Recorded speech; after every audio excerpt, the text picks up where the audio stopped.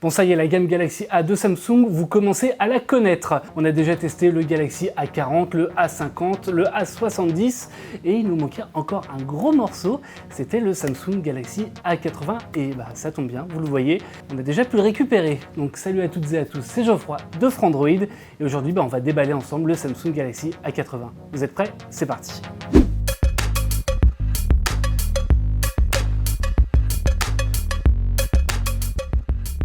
L'idée, ça va pas être de tester tout de suite le téléphone, ça arrivera dans un second temps. Mais là, ensemble, du coup, on va découvrir ce qu'il y a dans la boîte, essayer de faire part un peu des premières impressions sur le téléphone et voir ensemble et découvrir ce Galaxy A80. Donc, on voit déjà que là, dans la boîte, on a le petit bitonio.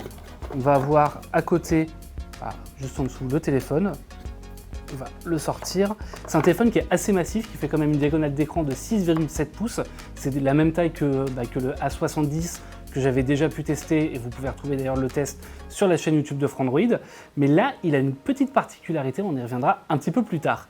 Dans la boîte toujours, on a un chargeur assez conséquent de 25 watts et puis on réalise également qu'on va avoir des écouteurs qui ont une petite particularité parce que, on voit là, c'est des écouteurs USB-C, il n'y a pas de prise jack sur ce téléphone. Et enfin, on va avoir le câble USB-C, USB-C des deux côtés, ce qui va permettre de recharger avec la recharge rapide 25 watts qui est intégrée directement dans le chargeur. Donc on va mettre tout ça un petit peu de côté et on va passer cette fois à ce qui est dans le téléphone. Pour tout ce qui va être design, connectique, bouton, cette fois on va retrouver du grand classique chez Samsung comme chez les autres. On a le bouton de mise en veille qui va être là positionné directement sur la droite. On va avoir les boutons de volume qui sont cette fois à gauche et on a une bonne surprise, c'est que le bouton Bixby, on le retrouve pas en fait, il n'y a pas de bouton Bixby. On va pas être gêné, ça va être très bien pour ça. On va avoir en bas un haut-parleur média, donc mono. On n'a pas de stéréo, même si on a un haut-parleur pour les appels en haut, qu'on ne peut pas voir d'ailleurs. Je me demande si c'est bien un haut-parleur. En tout cas, on a un système en haut, ça va probablement passer par du verre. On a une prise USB-C en bas. On a le port pour la carte micro SD, pareil en bas. En haut, pas de prise jack non plus. Et voilà, c'est finalement relativement simple d'approche. Au dos, pas de lecteur d'empreinte digitale, puisque le lecteur d'empreinte digitale, on le voit, il est directement dans l'écran. Et au dos, on va avoir en revanche un module photo avec 3 capteurs apparents, en tout cas, un gros capteur, un plus petit capteur et un capteur encore plus petit au milieu. Et on se dit c'est bizarre parce qu'il fait un peu flop-flop quand on bouge. Il est joli, il est cerclé avec une couleur un peu bronzée qui est plutôt sympa, mais ça fait un peu flop-flop-flop-flop-flop-flop-flop. Et en fait, c'est tout simple, c'est parce que c'est un appareil photo rotatif, un peu comme ce qu'on a vu déjà sur l'Asus Zenfone 6. Bon, pour le haut-parleur, je vous ai dit, de toute façon, on est un peu en direct, un peu en live, on fait ça ensemble. Le haut-parleur, c'est effectivement un haut-parleur qui est dans l'écran, donc il n'y a pas de grille de haut-parleur pour les appels, mais c'est l'écran qui va vibrer et c'est ça qui va produire le son pour les appels. Donc ça, a priori, ça fonctionne bien. On testera pour notre test complet en fait.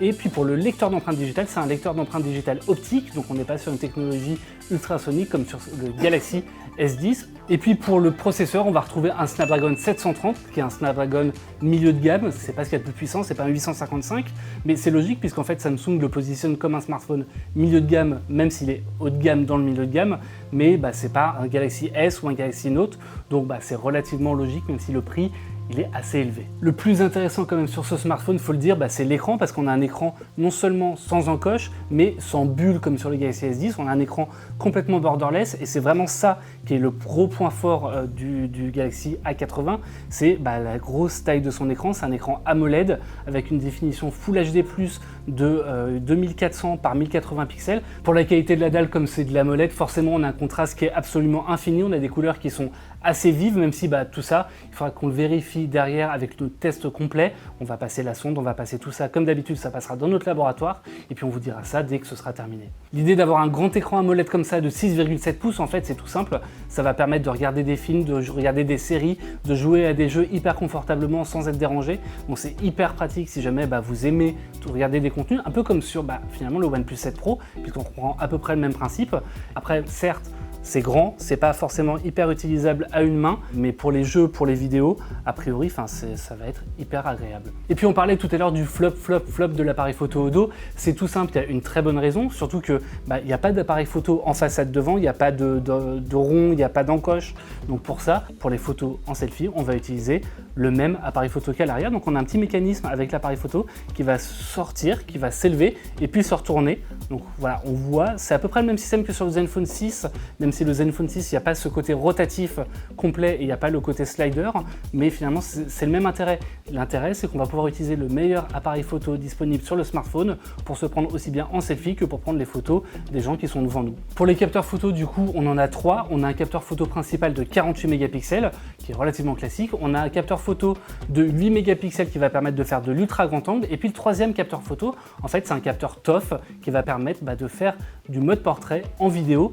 Ce qui est plutôt une bonne idée parce que c'est vrai que le mode portrait jusqu'à présent c'est plutôt réservé à la photo. Là ça va enfin permettre de faire des beaux flous d'arrière-plan, y compris en vidéo. Pour le reste des caractéristiques, on a une batterie de 3700 mAh, ce qui peut être un peu petit. Donc ça on verra pareil sur nos tests, mais c'est vrai que 3700 mAh pour un écran de 6,7 pouces, on se serait attendu à un peu plus, typiquement du 4000 mAh ça aurait été pas mal. Et on a une mémoire RAM de 8 Go.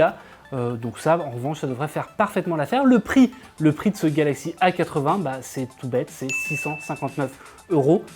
C'est quand même assez cher. C'est plus cher que le OnePlus 7, c'est moins cher que le OnePlus 7 Pro, mais c'est vrai que finalement, on a qu'un Snapdragon 730 dedans. Bon, en tout cas, à première vue, ce Galaxy A80, il est vraiment pas mal. On va le tester dès que j'ai fini le tournage, je pars dessus. Enfin, ça va pas manquer. Et si vous voulez pas louper du coup le test final en vidéo du Galaxy A80, eh bien, je vous invite non seulement à vous abonner à la chaîne, mais également à activer la cloche. Ce sera le plus simple pour ne rien manquer.